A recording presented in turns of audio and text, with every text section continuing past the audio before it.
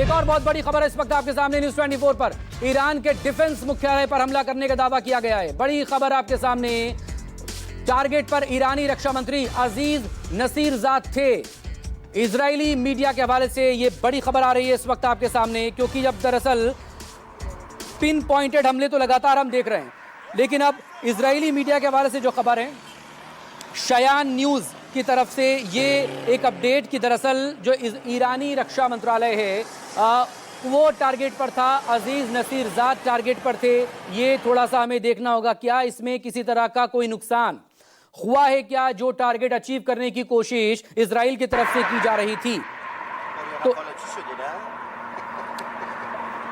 तो ये देखें, in Iran, the Islamic regime's defense ministry headquarters in Tehran has been destroyed. First footage has now emerged. Israel's Channel 14 reports that the main target was Defense Minister Aziz Nasirzadeh. ये साफ वहां पर लिखा हुआ है, who is now believed to have been eliminated. ये साफ इस लैंग्वेज, ये भाषा साफ नजर आ रही है कि दरअसल टारगेट पर कौन था। और जैसे टारगेट यहां पर किया जा रहा है, ब्रिगेडियर दाहिया प्लीज जरा इसे बताइए, अब आप पिन पॉइंटेड हमला करने के साथ साथ किस शख्स को टारगेट करना ये भी किया जा रहा है। इससे पहले इस पर भी आप रिएक्शन दीजिएगा, लेकिन साथ ये भी बताइएगा कि जो लैब है साइंस की, जो हाइफा में मौजूद थी, वेजमैन साइंस लैब जिसमें कि तमाम वेपन्स इजराइल बनाता था, तो इजराइल अगर टारगेट कर रहा है तो ईरान भी अपनी बैलिस्टिक मिसाइल के जरिए उसी स्ट्रैटेजिक इंपॉर्टेंस वाले इमारतों को नुकसान पहुंचाने की कोशिश कर रहा है। Colonel Dahiya, brigadier Dahiya, sorry. Maqsood ji, आपके दर्शकों को नमस्कार। और मैं संक्षेप में यही बताऊंगा कि जो अभी तक जो इजराइल का जो फोकस रहा है वो है टारगेटेड लीडरशिप। और जब लीडरशिप का जब आप वैक्यूम क्रिएट करते हैं तो उससे काफी नुकसान पहुंचता है। और ये जितने भी इन्होंने टारगेट अभी तक एंगेज किए हैं, बिल्कुल ही प्रिसीजन स्ट्राइक किया है।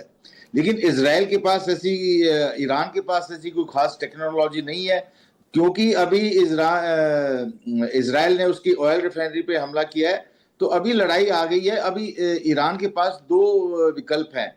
एक पहला विकल्प है जो कि जैसा उसने हाइफा पे अटैक करके उसके जो ऑयल डिपो पे जो अटैक किया है, ताकि जैसा कि संजीव ने बताया था कि वहां से सारी एयर फ्यूल्स की जो सप्लाई होती है, और हाइफा सबसे बड़ा पोर्ट है जी।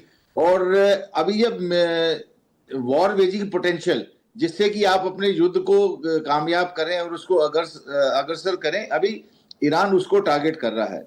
लेकिन साथ साथ ये जो तेल अवीव में जो हमला हुआ है, ये इसको आप सिविल पॉपुलेशन पे जो हमला हुआ है, इसमें भी एक ईरान की एक स्ट्रेटेजी हो सकती है, ताकि जैसे ज्यादा से ज्यादा जब सिविल कैजुअलिटीज होंगी तो इससे वर्ल्ड पावर्स का इसके अंदर हस्तक्षेप होना जल्दी होना बन सकता है जी। जहां तक कि ईरान की बात है, वो एक प्रॉपर मिलिट्री पावर है और वो बड़ी पुख्ता मिलिट्री पावर है। लेकिन इस युद्ध की, जैसा पहले वक्ता ने बताया, कि इस युद्ध की सबसे बड़ी जो under strategic point of view से है कि वे दोनों देश एक दूसरे से बहुत दूर हैं और बीच में ऐसे एनिमिकल देश हैं कि जिससे कि फ्लाई करने की परमिशंस भी नहीं मिल रही हैं, खासकर ईरान को। तो इसके लिए ईरान को पहले तो अपना एयर डिफेंस है उसको थोड़ा सा और मजबूत करना पड़ेगा, ताकि जितने भी इजरायली जेट्स वहां पे आए वो इतना नुकसान ना पहुंचाएं।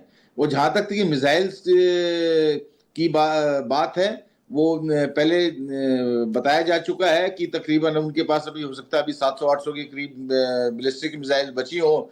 और उसमें अगर जिस रेट पे उनके कंजम्पशन हो रहा है, तो मेरे को नहीं लगता कि ईरान सारों को अभी तुरंत इस्तेमाल कर लेगा। और हो सकता है कि there will be a little pause after this G7 meeting in this war, but this targeted precision targeting will carry on from Israel side. और ये दोनों तरफ से नजर भी आ रहा है। कर्नल टीपी त्यागी, जिस तरह से बीती रात एक बार फिर से फ्रेश अटैक्स यहां पर किए गए, बैक टू बैक 40 से ज्यादा बैलिस्टिक मिसाइल हिट की गई। एक हाइपरसोनिक मिसाइल के इस्तेमाल की भी खबरें आ रही हैं, जो हाइफा को लेकर उसने टारगेट किया था ईरान ने।